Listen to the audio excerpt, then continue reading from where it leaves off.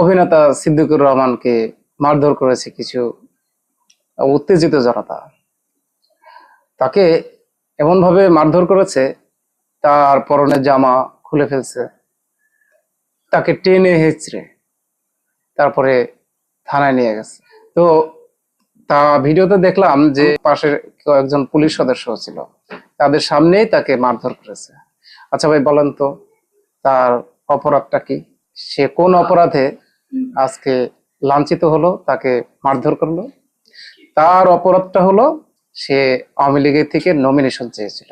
তার কি কোনো আওয়ামী লীগের পদ পজিশন ছিল? কি রাজনীতির সাথে ওইভাবে অতপ্রতভাবে জড়িত ছিল? সে কি মাঠে ময়দানে নেমে তারপরে কাউকে মারধর করেছিল, বা কোনো খুন বা কোনো মামলায় কোনো আসামি?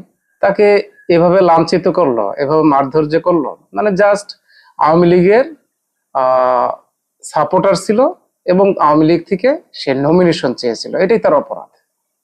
তো কিছুদিন আগে মাননীয় স্বরাষ্ট্র উপদেষ্টা তিনি বলেছিলেন যে কোনো মব জাস্টিসের শিকার হবে না কেউ, মব জাস্টিসের শিকার হবে না, উত্তেজিত কোনো জনতার হাতে কেউ মারধরের শিকার হবে না, কেউ লাঞ্ছিত হবে না। তো এখন কি দাঁড়ালো বিষয়টি? তাহলে আজকের এই আইন শৃঙ্খলা বাহিনী কে বা আজকের এই দেশের যে পরিস্থিতি, এই পরিস্থিতিতে যে সিদ্দিকের মতো একটা মানুষ মারধরের শিকার হলো, তাহলে আজকের এই ঘটনাটি থেকে কি মাননীয় স্বরাষ্ট্র উপদেষ্টা কি দায় এড়িয়ে যেতে পারেন? মোটেই না। তার প্রশাসন কেউ ওইভাবে দিক নির্দেশনা দিতে পারছেন না, দেশের আইন শৃঙ্খলা ওইভাবে নিয়ন্ত্রণ করতে পারছে না। আজকে আওয়ামী লীগকে মানুষ এত খারাপ বলতো কেন? যে আওয়ামী লীগ খারাপ কাজ করেছে বলেই তো তাদেরকে খারাপ বলে, আর তাদের খারাপ কাজ করছে বলেই তো তাদের 5ই আগস্ট তাদের পরাজিত হয়েছে তারা, এবং শেখ হাসিনাকে দেশ ছেড়ে পালাতে হয়েছে। তাহলে এই আওয়ামী লীগ থেকে বা এবং আওয়ামী লীগের এই পজিশন থেকে আমরা কি শিখলাম? যে কারণে আওয়ামী লীগকে মানুষ ঘৃণা করে, যে কারণে মানুষ আওয়ামী লীগের পতন হলো, আজকে সেই একই ধরনের কাজে আমরা লিপ্ত হচ্ছি। কেন আমরা কি পারি না একটু পরিবর্তন আনতে?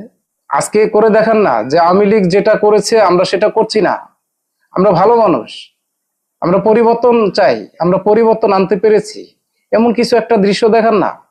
তাহলে তো পরবর্তীতে মানুষ আপনাদের এটা দেখে শিখবে, যে এবার নেক্সট যে প্রজন্মগুলো আসবে তারাও তো আপনাদের দেখে শিক্ষা গ্রহণ করবে, এবং এই ধরনের কার্যকলাপ এই দেশে আর হবে না। তো দেখেন আজকে যে যাকে খুশি তাকে আওয়ামী লীগের সাপোর্টার বলেন বা আওয়ামী লীগের নেতা কর্মী বলেন, আজকে যেখানে পাবেন তাকে মারধর করবেন, তাহলে তো আপনারাও তাদের মতো হয়ে গেলেন। আমি বলছি না কোনো দলের কোনো সাপোর্ট নিচ্ছি না, কোনো দলকে আমি হেয়পূর্ণ করছি না, যারা মেরেছে আমি তাদের কথা বলছি, আমি কোনো দলের পক্ষ নিয়ে কথা বলছি না।